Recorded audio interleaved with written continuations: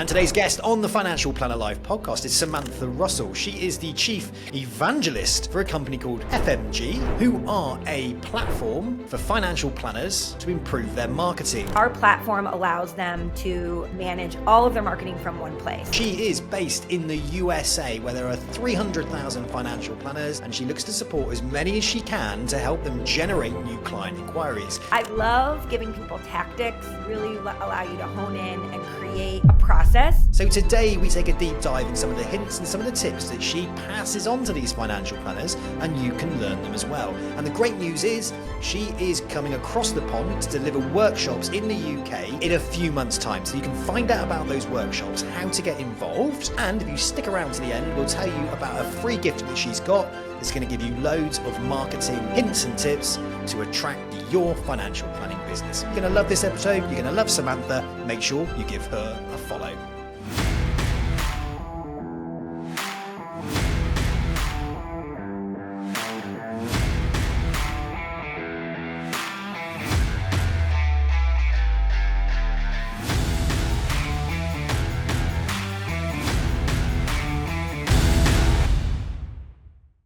Right, Samantha, thanks so much for joining me today on the Financial Planner Live podcast. How are you?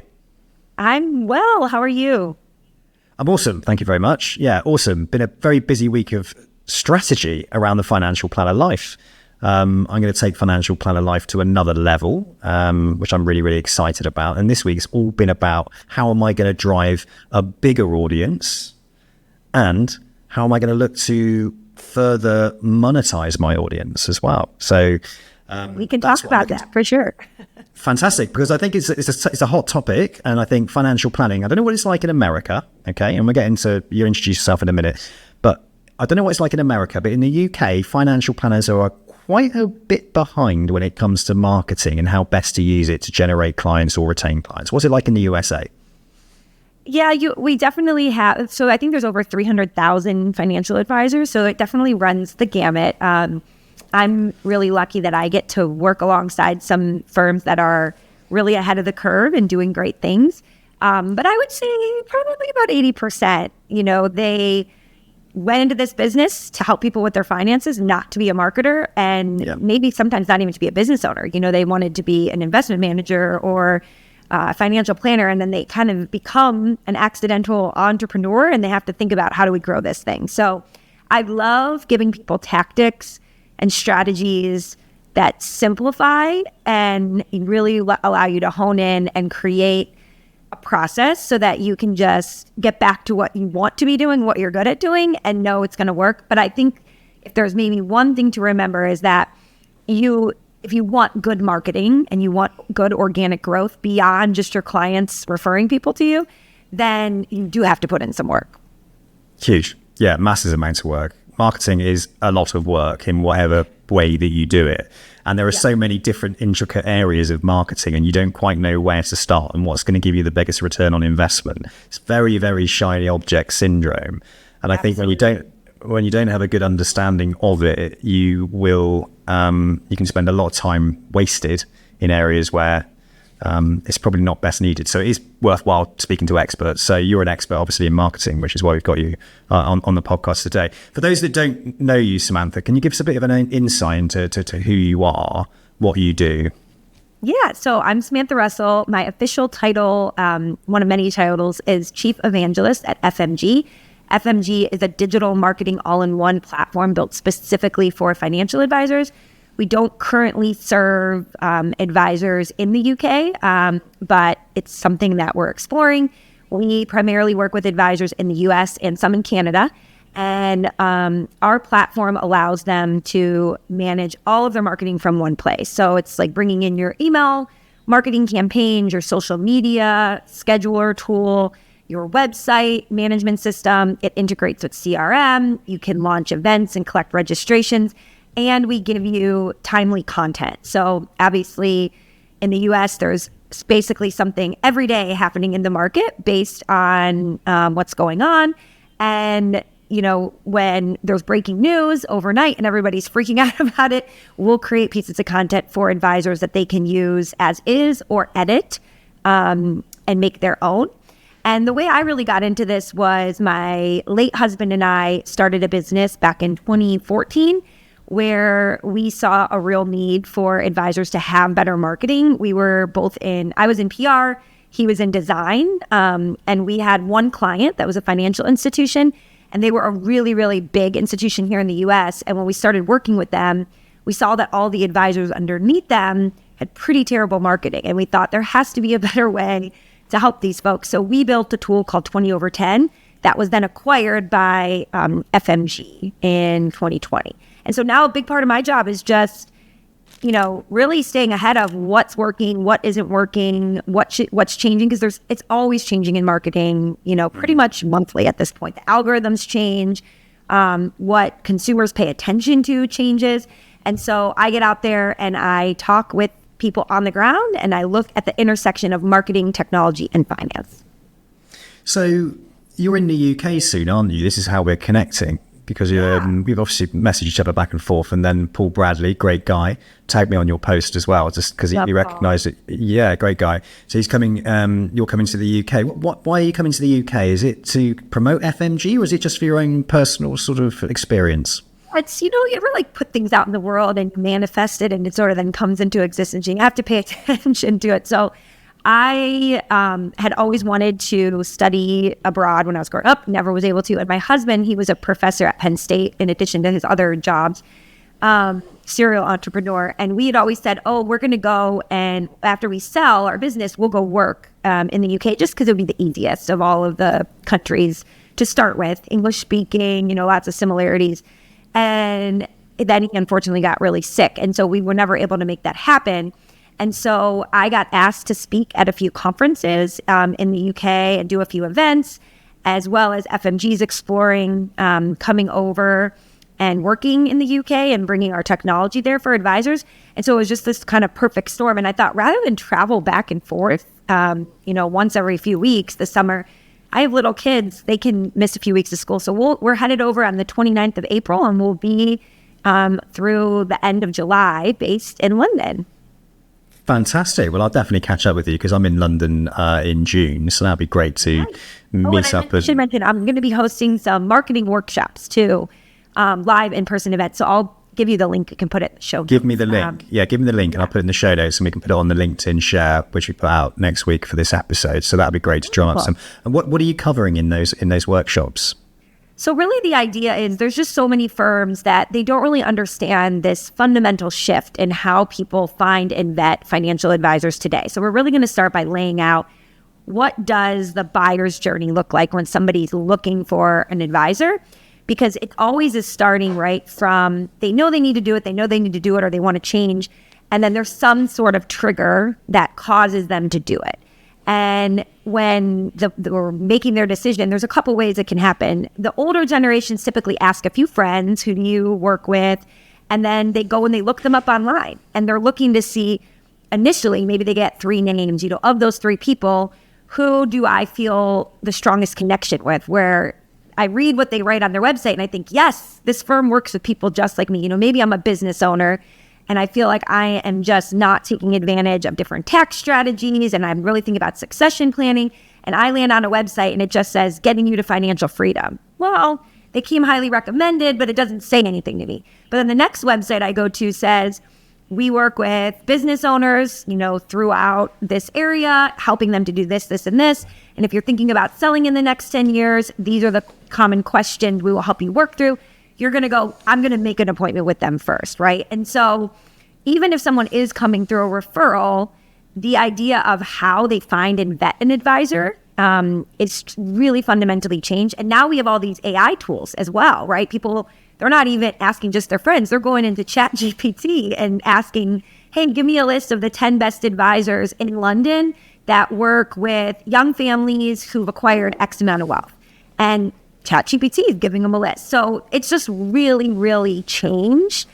So we're going to be talking about that. And then how do you then capitalize on that? And everyone will walk away with a 1-month plan that they can then replicate for the next 12 months. Fantastic. So it gets them up and going in respect of how to generate clients from a marketing perspective. So they didn't have a clue. They'll walk away with a plan for 12 months and at least know what they need to do, what they need to think about to start implementing, to be found by those clients that are out there looking around. That's the key thing. In the UK, a lot of them rely on vouched for, which is where they kind of amalgamate all different financial planners. They put them on there, and clients will rate them, and they'll go further up the rating, and then further up the rating they are, and reviews they've got. Hopefully, the more trustworthy they are, and the more leads that they'll get from people that are searching, and then that's part of a newspaper, and it's all pushed out that way. It's a very kind of typical way that they do it in the UK. Some firms will do things like paid for advertising as well, and hyper focus on a problem, and then hopefully convert that person. We do a lot here at Hoxton Wealth. We're an international firm, and we'll look at 401ks. So if someone's leaving America to go abroad and they've got a 401k, then we'll look at those people that are leaving America with their 401ks who can no longer maybe be serviced by their existing advisor, and talk to them about what they can do with the 401k. So, there's lots of kind of different ways to do it. It's interesting what you said earlier as well about the platform that FMG have, where when there's some hot news that's come out and people want to react really quickly, they give a couple of selections of how to do that, how to release something and how to react. Because it's funny, because yes, there were some Trump tariff changes, wasn't there, I think, going on at the moment. And so Chris Ball just messaged me, right, get into my office tomorrow, I want to do a video. And I was like, right, okay, put a script together, get the teleprompter out, and I want to put a video out straight away. And I was like, right, well, how quickly do you want to get it out? And he was like, I want to get it out tomorrow.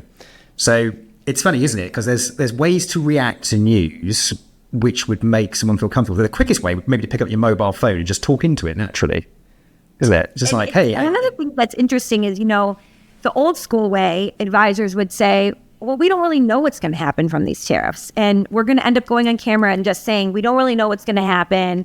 It could go this way or this way. We can give all of the talking points, but they didn't want to go down in this prediction zone, or especially in the US right now, politics are so highly combustible, right? It is really, really, a lot of advisors do not want to, and rightfully so, give any indication of which side they're on for fear of losing clients. And so they don't want to touch anything with a 10-foot pole that is related to politics, but obviously politics completely impact what the economy does. And so I agree. I think what Chris did was perfect. The advisors that I talk to, I'm telling them the same thing. You need to send out something, because your clients are looking at the news feeling like the world is collapsing and we're about to enter a trade war. And if you say nothing, two things are going to happen. Either they're going to go look for information somewhere else and you're no longer the trusted person that they are feeling like is guiding them, or your inbox is going to be all of these messages, and now you have to be reactive instead of being proactive. So that is one of the value adds that we really, provide, is giving you the educational content. You can make a video, use it as a script, you can send it out via email, but saying nothing is one of the worst things you can do. There was a really interesting study here from a company called Y Charts in the US, and they found that the number one reason that someone will fire their advisor is from lack of communication. Number one, more so than anything else. No one is firing their advisor for over communicating, but they very well might if you don't communicate enough. And so just keep that in the back of your mind. We really recommend a once a week cadence to stay top of mind. And also keeps them calm. When things are going on politically, it creates unrest, and they worry about their investments, and then all of a sudden their investment might be going down, and they think, I'm going to rip it all out, and all of a sudden your client's running away. They rip the money out. They made the wrong decision because they need to be in it for the long game. If we can reassure people, look, this is happening, don't panic because you're in it for the long game, then at least we're coming across as the voice of reason, and hopefully we're also keeping our clients calm, keeping them with us. I think that's a really important thing as well. It's not just invest your money. It is kind of like, look, actually, this has happened before, it will happen again, remain calm. In America, are people focusing more on pictures and text, or are they leaning into using video more? How are you finding that? Are people asking you for advice around video? Yes, I wish more people would lean into video. We know that it is, I've been bullish on video for so long. People are watching almost, I think it's the number now is at 1 hour and 54 minutes of video on their phone on average per day. So obviously that's the average. So we have some young people probably doing 6 hours of video. But YouTube is the number one, if you think of it as a social media channel, it is the most popular social media channel by adoption, right? You have 9-month babies who are out to eat with their parents watching YouTube, and 95-year-old people watching it as well. So video is the great equalizer. And if you think about what, as an advisor, you're selling, investment management, returns, it's pretty much at this point, everybody, I don't want to say can offer the same thing, but you're not really making your differentiation there. It's the service. It's the relationship. Everyone has access to the same, for the most part, products and investment strategies. But what you're selling is the relationship and the idea that you're going to be looking at someone's portfolio. So if you're in the US right now and your advisor messages you and says, everyone else, yes, it's true, we're in it for the long haul, but you're actually taking money out of your portfolio right now.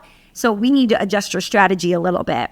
That's what you're looking for, that relationship. And so video allows someone who doesn't yet know you to see your face, hear your voice. It allows them to feel like they know you. It's why actors and actresses have these crazy followings, because people see them and they think they know the person.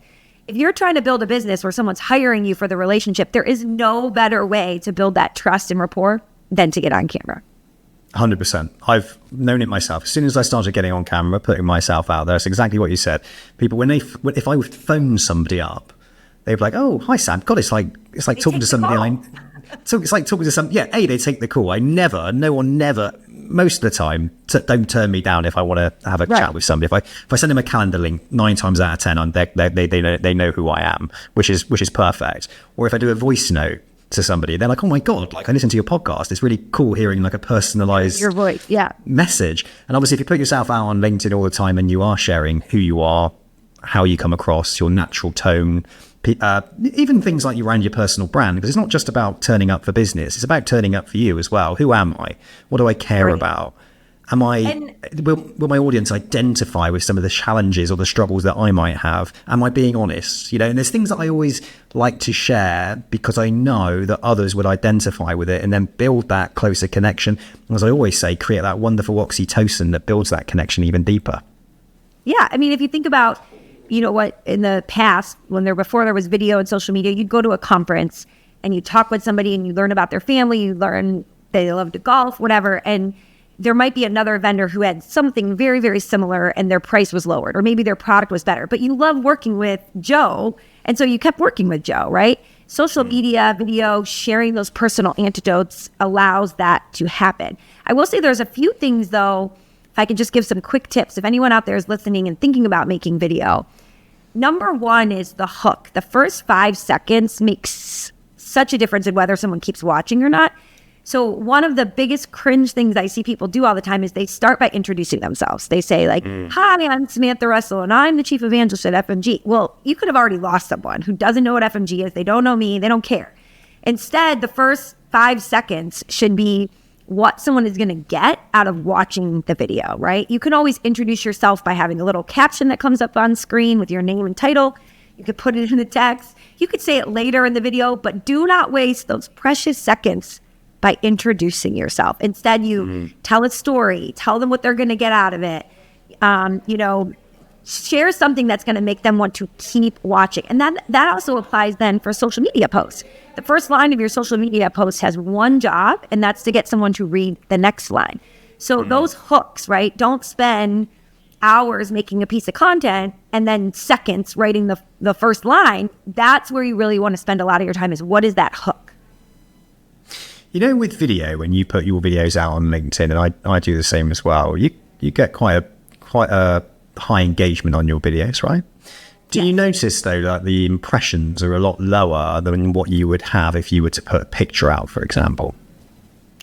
Yeah, it's interesting. The algorithm is always ebbing and flowing, and it really depends. I've noticed I thought maybe that was the case, but I have found it really does depend. It's not always the case. So I just had a video. My videos are sort of really short, less than 60 seconds, and they're just giving away something really, really tangible. If I make it so that it's reshareable easily, people would want to reshare it. So I just did one, for instance, on this hack where if you click on the LinkedIn icon on your phone and you hold it down, a little pop-up menu will come up, and there's a thing that says share QR code. and you can click on that. And now when you're at any conference or event, you can just show people your QR code and they can connect with you on LinkedIn that way, or you can scan theirs. And I did a video showing people how to do that. And again, it's about something on LinkedIn. Everybody on LinkedIn is watching it. It was really quick and really tangible, and anyone could share it and kind of look like a LinkedIn hero. So it got tons of shares. So that one performed really well. But yes, I think overall, images right now with text on them, almost kind of like what people share on Instagram stories, if you're familiar with that, are performing really well. Do you, in the US, I don't think LinkedIn has such a high adoption in the US as it does in the UK. Correct me if I'm wrong on that. I'm sure it has a high adoption, but not as much like daily. People aren't logging daily. Yeah. Right. So what's your advice to advisors then when it comes to LinkedIn? Do you recommend it in the US? You try and get them on there using it, or are they using other platforms where they're getting more success and that's the reason why they're not using it? I would say the biggest strategies, again, it's going to really depend on who your target audience is. So someone comes to me and they're trying to work with people who are about to retire. LinkedIn is not going to be for you. But if you are wanting to work with executives and, a lot of managers, people that are job moving around a lot, maybe like physicians who go from hospital to hospital, then LinkedIn is going to be great. But I do recommend that every business has both a business and a personal LinkedIn page, because when someone types your name into a search engine, including, definitely Google, but even like sometimes with these AI tools, the results that they're going to get, but especially in Google, usually their website's at the top and then their LinkedIn pages. LinkedIn has amazing SEO. So you want to claim those and make them look really great and have great content, because people, if they're checking you out and researching you, are going to click them. If you want to work with young women, especially between 35 and 55, Instagram is, amazing. Everyone, I think, should have a YouTube channel, even if they don't post to it all the time, again, from an SEO perspective. And then Facebook groups in the US is actually one we've seen some advisors have so much success with. Can be a little bit of a compliance hurdle depending on how your compliance is managed. But if you, there's a gentleman I know. He lives in a retirement community called Tellico, Tennessee. And so there's this Retire to Tellico Facebook group. And he belongs to it, and he doesn't self-promote. But if somebody asks a question like, hey, I'm going to be moving to Tennessee, what should I know about this or that? He'll give them don't forget, every Tuesday there's a farmer's market. And as a senior, you get a discount at this restaurant at this time. And oh, by the way, you might not realize, but if you're leaving Chicago and coming to Tennessee because you're changing states, your estate plan needs to be updated. If you need a good referral for that, I'm an advisor and I know a bunch of estate planning attorneys, let me know. He is killing it using this Facebook group. So again, it really is going to depend on your audience, what I would recommend most. Do you find in America as well, advisors are niching down on clients, Absolutely. The type of client? Yeah, and is that something that they're seeing a lot of success in? I think the more that your firm as a whole can adopt specific messages for specific populations, even if it's like the firm as a whole works with a lot of different kinds of clients, but different advisors are kind of known as specialists in certain areas, the more success you will have. I mean, we personalize everything in our life. When you log into Netflix, right, each person has their own profile and it's recommending content to you based on who you are and what you've watched before. We have all these subscription services that get to know all of our buying behaviors and what we like and don't like.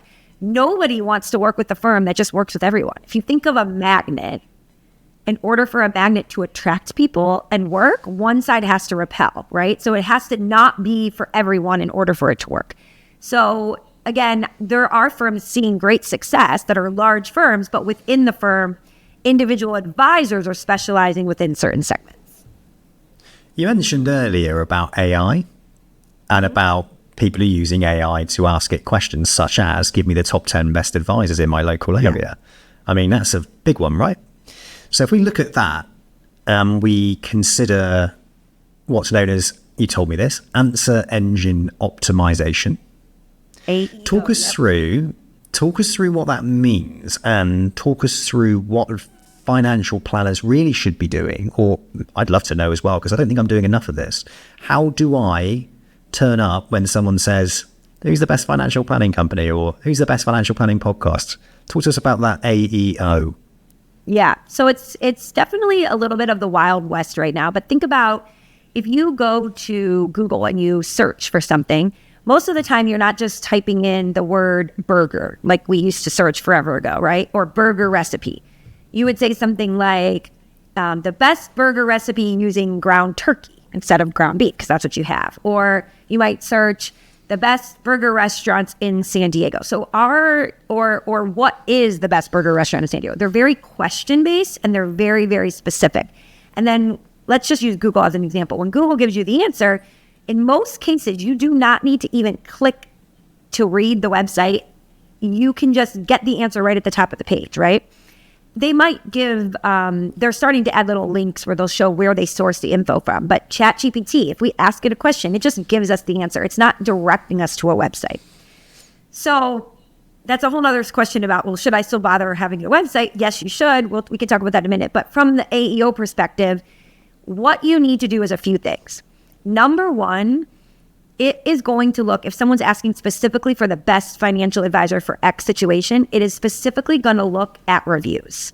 The more reviews that you have and the better those reviews, it will rank you higher because it sees that it's using social proof. You're legitimate, other people have used you. So the more reviews you can get, and Google reviews specifically if you want to be listed on Google's Gemini product or any of Google's other tools, right? Because they're pulling from their own reviews. If you want to think about those long-term search keywords, so not just saying who's the best advisor, but can capital gains push me into a higher tax bracket, right? So it's content specific. That is where one of the best things you can do is on your website, add an FAQ section in general that takes every question you can think of a client would have about the service you provide, and then answer it. So question, answer, but then do the exact same thing with all your other content. So if you have a blog post, instead of saying the top 5 things to know before starting to retire, you would say, what are the 5 biggest mistakes people make before they retire? And then in your content, don't list out one and just put it as a statement. Make each thing a question with your answer under it, because everything is now question and answer based, right? And you can add little FAQ sections on the bottom of every page. So if you have a page about how you help people with investments, at the bottom of the page, have an FAQ section for investments. If you have a financial planning page, at the bottom of the page, have a financial planning FAQ section. And to not make it so long, you could add what we call accordions, right? You've seen these where you see the questions all in a row and you could click one and it'll drop down and give you more answers. Those are 2 of the biggest tactical things you can do. The reviews, especially Google reviews, and adding all your content to be question and answer based, that will really give you a leg up. I love it. Great advice. I've got about 50,000 followers. Not sort of trying to be big-headed. It's not bad, but That's great. I'm trying to aim for 100,000 across everything over the next year. So I want to double. I was going to say, what platforms do you have your followers So I use predominantly LinkedIn, where the majority of mine are. So if I calculate that up, it's around about 40,000. And then it's YouTube is my next big one. And then I've got Instagram. What else have I got? I got some Facebook, TikTok, that sort of thing, but very, very small amounts. Predominantly, I've always hung my hat on LinkedIn. Okay. Right. So I want to grow my followers. Now you've got 44,000 following you. I've only got 27,000 following me personally. The rest follow my newsletter, which is a great way to generate followers. Yep. And then the other one, they follow in my company page. So combined, that's around about 40,000. What advice would you give to somebody like me or our listeners who might be struggling to attract followers? What advice might you give to help them build followers quickly? We're talking hopefully, can you attract thousands, quickly, or is it a slow game? What's your thoughts? And have you got any tips or ideas on that? Yeah. So it really depends on the platform. So the LinkedIn, followers that I have, I've built up over the course of maybe 6 years. Yep. And so let's go by platform. So with LinkedIn, my tips, especially for right now, would be for every one thing you post, spend time engaging with at least 10 other people's posts. And do your engagement before your post goes up, right? So you're one of what we call prime the algorithm, because the algorithm's looking for connections between people. So before, I decided I'm coming to London, what I've been doing every morning is, let's say I pick you, or I pick my friend Alan Smith or Paul Bradley, and I go and I click on their page and I click your connections, right? LinkedIn lets me tap into my own networks and see their connections. And then I filter by all of Sam's second degree connections, right? So all the people that you know that I don't yet know.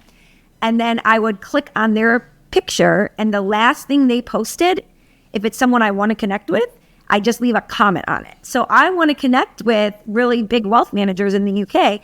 So I'm going to tap into your network, Alan's networks, Paul's network, and I'm going to go click on those secondary connections and leave comments on them. And then they're going to say, who is Samantha Russell?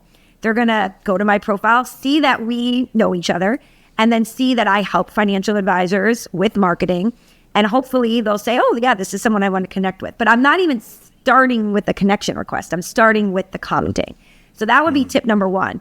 Tip number two is DMs really matter. A lot of people think it's all about the commenting to build and grow, but I try to send every day at least 5 DMs to my current network and 5 DMs to new people. And again, this is not a sales pitch. It's just, hey, I see you're trying to grow organically. We just created this really great marketing guide. It's ungated. Here you go. Check it out. I think it will apply to you.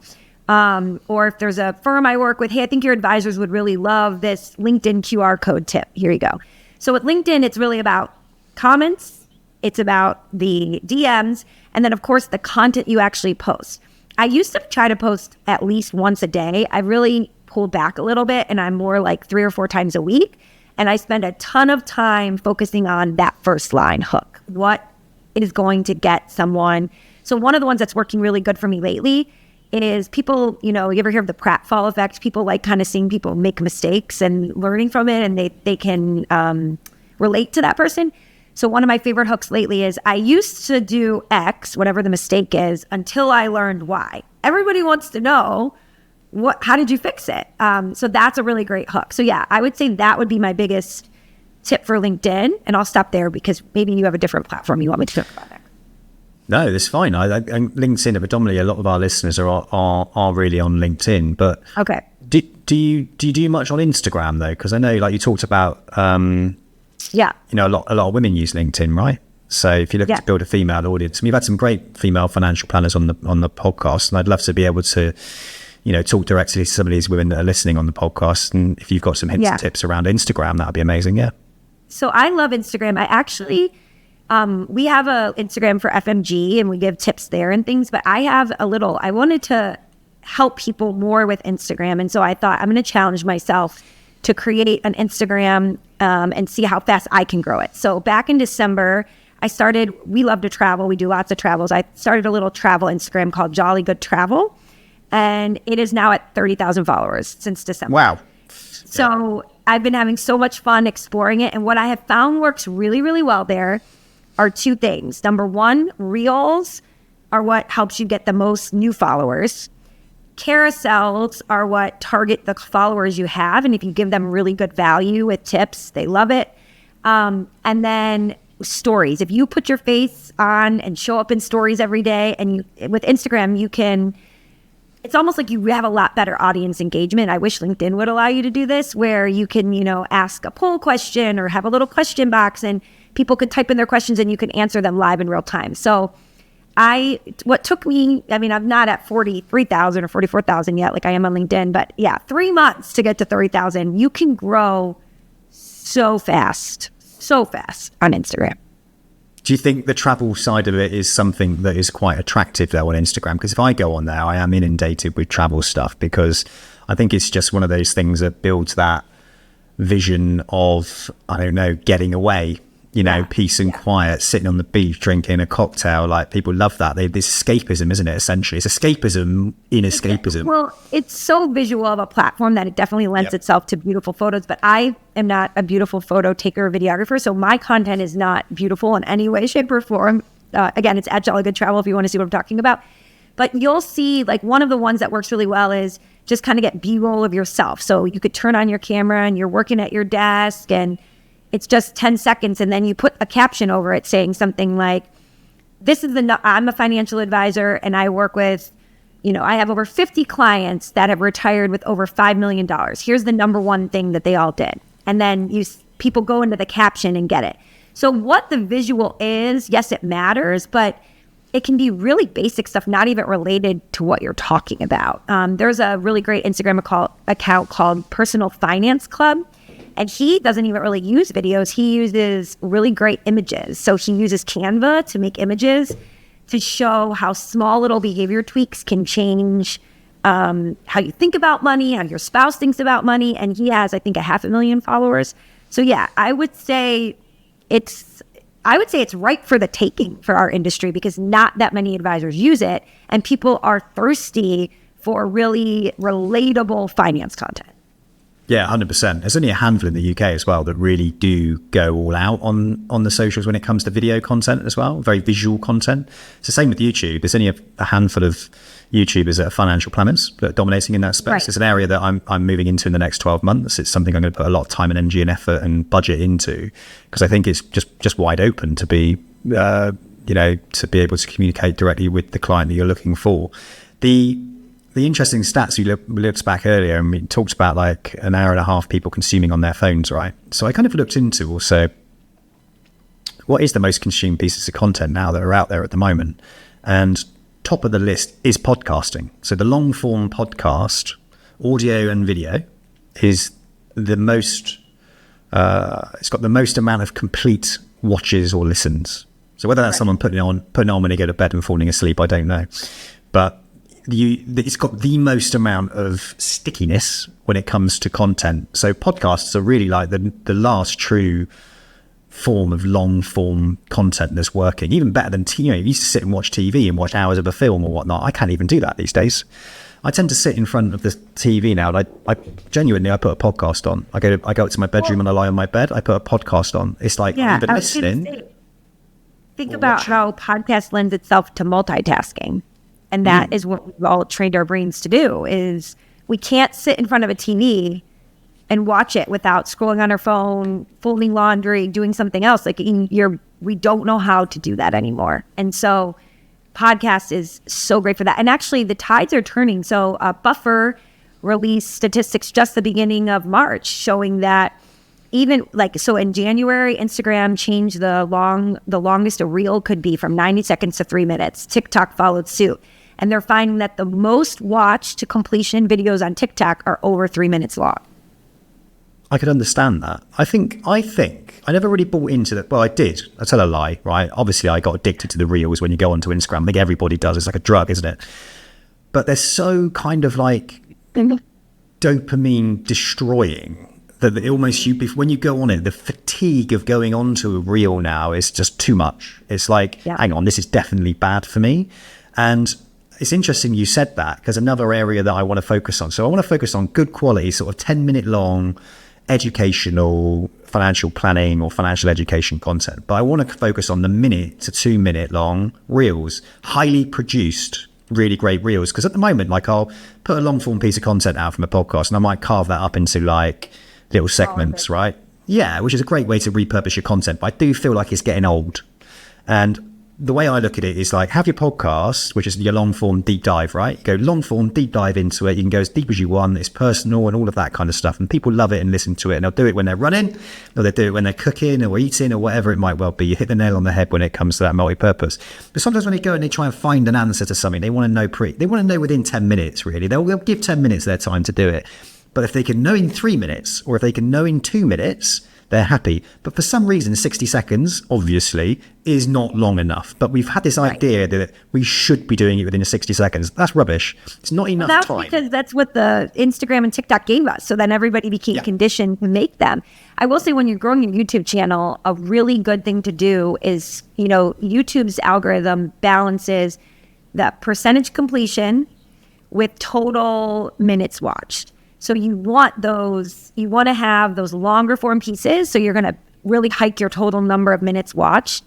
But then you also want some of the YouTube shorts that they allow you to do, or even just shorter videos that are under 5 minutes so that the percentage completion is high.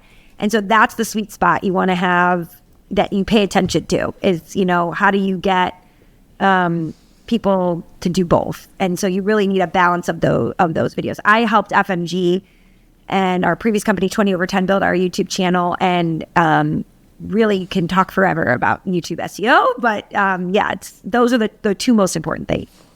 Amazing.